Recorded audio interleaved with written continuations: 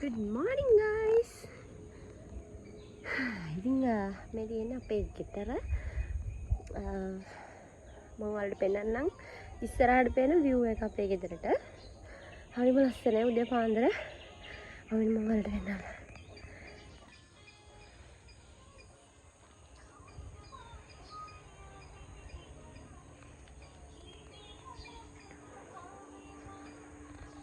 අර දුරට පේන්නේ highway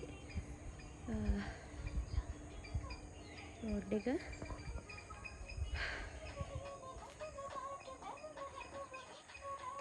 ඉතින් මම සින්දුවක් දාගෙන දැන් කරන්න හදන්නේ මගේ අලුත් බයික් එක හොදන්න. හරිම කම්මැලි. හැබැයි ඉතින් මම හෙට ඉඳන් දවස් 3ක් ගෙදර නැහැනේ. අම්මා කෑ ගහනවා ඒකින්ද හොදන්න කියලා. ඉතින් මේක තමයි එහෙනම් හොදමු. මගේ මෙතන වතුර දැන් හොදන්න තමයි තියෙන්නේ.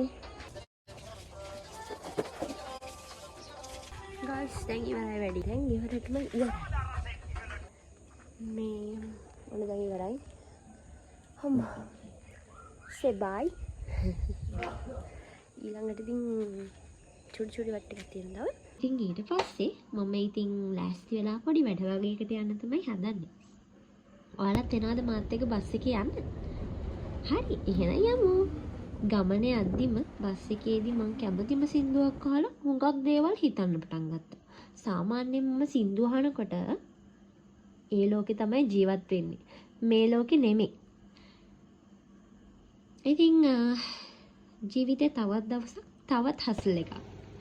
ඉතින් මුලින්ම මම ගියේ බොජුන්හලට. ඉතින් බද්දේගම තියෙන බොජුන්හල බද්දේගම එනම් දන්නව ඇති සුපිරි. මං හිතන්නේ හැම නගරයකටම තියෙනවා. ඔයාලගේ නගරයේත් බොජුන්හලක් තියෙනවද? ඉතින් ඒ බොජුන්හලේ කෑම රසයිද කියලා කියන්න අමතක කරන්න එපා. ඊට පස්සේ මම ගියේ සැලෝන් එකට. අයිබ්‍රෝස් හදාගන්න තමයි ගියේ.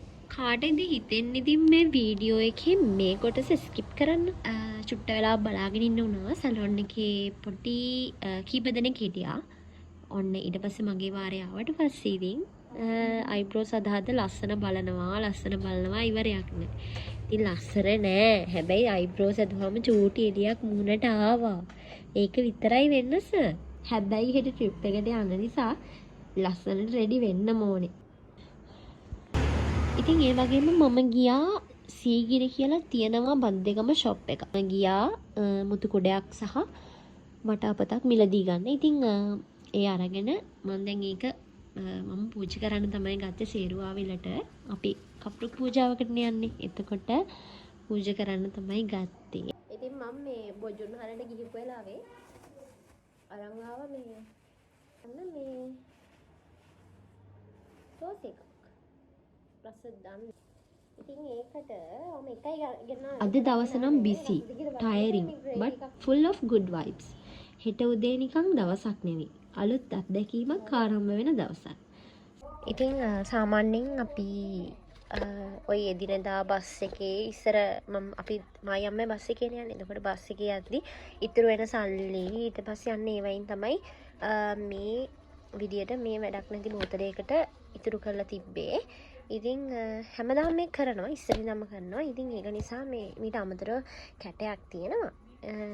එහෙම නෙමෙයි අර මේක තියෙන්නේ එදිනෙදා පොඩි ගණන් ඉතුරු වුණාම බස් එක සමහර දවසට බස් එක යන්නේ නැහැ. සමහර දවසට මොකක් හරි වාහනයක් මේ අපිට සෙට් වෙනවානේ. එතකොට ඒක ගියාම බස් එකට දෙන ගාණ ඉතුරු වෙනවානේ. අන්න ඒ වගේ දේවල් මේකට දානවා. ඉතින් මේකේ ලොකු ගාණක් දැන් නැහැ. හේතුව තමයි මේ අපි මේව වියදමට ගන්නවා. මොකක් හරි හදිසිම අවශ්‍යතාවයක් වුණොත් සල්ලි නැති වුණොත් අතේ ටක් ගාලා මේක අරගෙන මේකෙන් වියදම් කරනවා. ඉතින් ඒකට තමයි කොහොමද අපි ඉතුරු කරන්නේ අවශ්‍ය මොහොතක් වුණොත් පාවිච්චි කරන්න. ඉතින් දැන් අපි බලමු. මම අම්මත් එක්ක හෙට අපි යනවනේ දවස් 3ක් ගමන. ඉතින් පඳුරු වලටත් අවශ්‍ය වෙනවා. ඉතින් ගොඩක් ඒ දේවල් වලටත් අවශ්‍ය වෙන හින්දා මම හිතුවා මේක ගණන් කරලා බලන්න. ඊට අමතරව මෙතනත් මේ පොඩි ගාණක් තියෙනවා. මේ ඊට ওই කැටේ තියෙනවා නම් අපි කැටෙන් නම් හලන්නේ නැහැ. මේකෙන් තමයි දැන් අද බලන්න. අපි බලමු කීයක් වගේ තියෙද කියලා. අපි එහෙමම විතරක් නෙමෙයි මෙතනදී ඉතුරු කරන්නේ. අපි වගා කරනවානේ. අපේ අම්මා වගා කරනවා. කොච්චි අපිට අමතරව බටර් කේක් හදනවා, ඒවා විකුණනවා. ඊට පස්සේ අන්න ඒ වගේ පොඩි පොඩි ආදායම් මාර්ග තියෙනවානේ. අන්න ඒවයිනොත් එකතු වෙන සල්ලි මෙතන තියෙනවා.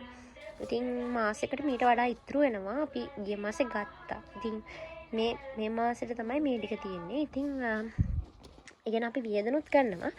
ඊට අමතරව ඉතුරු කරනවා මේක. අපේ අම්මා සාමාන්‍යයෙන් මේක දාලා තියෙන්නේ කබඩ් එකේ යට හරි එහෙම කොහේ හරි නිකන් දාලා තියෙන්නේ. අපි ගන්නෙත් නෑ. ඉතින් අමතක වෙන අතරම ඒක ගන්න නෑ. ඔන්න ඔහොම තමයි වැඩේ වෙන්නේ ඉතින්. හරි එහෙනම් යාළුවනේ ඔන්න හෙට අපේ ගමන යනවා.